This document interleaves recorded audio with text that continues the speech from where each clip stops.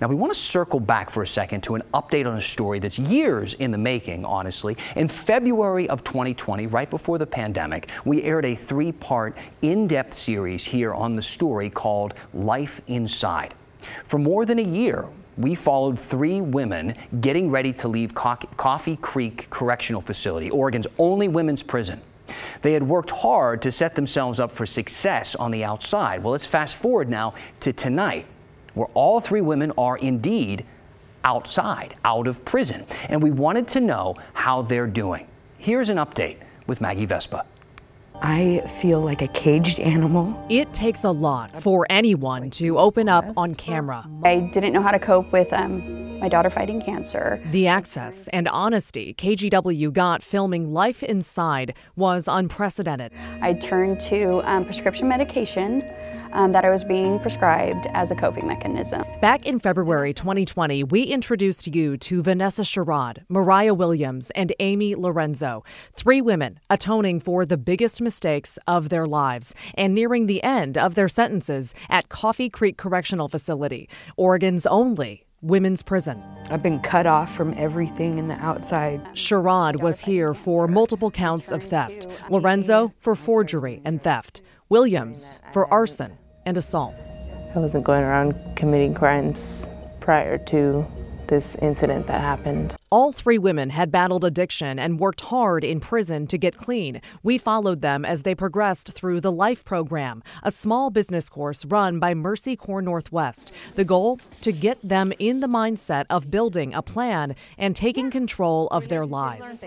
Walking on the Capitol grounds. Vanessa Sherrod was the first to get released. She was reunited with her family, including her 3 kids, Necho, Roxana, and Sophia, in December 2019. To say Sherrod is doing well is an understatement. I just recently finished my associate's degree, and I just got certified as a PWS. It's a peer wellness specialist. That degree is in social work, and she's already putting it to use. We met Sherrod Monday outside Oregon's capital. The backdrop is symbolic. She's working full-time for the YWCA, advocating for women in prison. Exactly what she told us she wanted to do when we first met her for our series.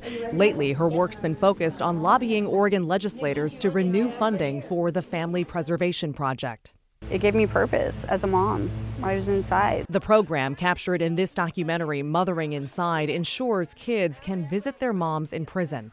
After everything she's been through, Sherrod has endless drive to make sure women still inside Coffee Creek have the resources she had. The opportunity I had to access the program, there was moms before me that fought for that. And now we're here all together fighting for the moms after us, because we know the importance for the kids. Next up, Mariah Williams. We hadn't spoken to her since 2019. Hi, how are you? How are you? So good, so good. Oh my God, you look great. Oh, thank you. I talked to Williams on her lunch break from her full-time job painting houses. She told me she just got approved for her first credit card. So my credit has been building since then. And yay. Williams was released in July 2020, peak pandemic. I asked if that was hard. Actually, for me, I mean, my friends and my family didn't expect me to go to large gatherings, it would have been a lot harder for me. I was wearing a mask. Nobody could recognize me right off the bat and say, "Oh, there's a girl with the prison." It was actually kind of helpful. Since then, you can see Williams has opened up. She's spending more and more time with friends and family. As for the future, she has her eye on the kind of work she talked about in Coffee Creek, working with teenagers, specifically helping them learn outdoor skills. And she, like Sherrod, credits her time at Coffee Creek and in the Life program with giving her the skills to make that happen. Yeah, that's what I want to do. And like all of the things that I'm learning with this remodeling stuff, I want to get kids involved in things like this too. Well, that's awesome. I'm so happy for you, dude. This is amazing. Thank you.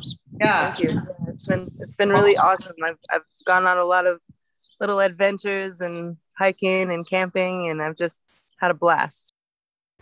All right, Maggie Vespa joining us now. Hey. So you did profile 3 women, and we heard from Vanessa, we heard from Mariah. What about Amy? Yeah, so we reached out to Amy Lorenzo a few times starting last week, and we haven't heard back, and that's completely okay because we kind of expected that in at least one of the cases. We know everyone in our piece in our series was dealing with a lot, obviously, in their personal lives, and plus, oh yeah, we've been through a pandemic and a lot of things since. So, you know, we just wish her really well, and we're so happy with how Mariah and Vanessa are doing too.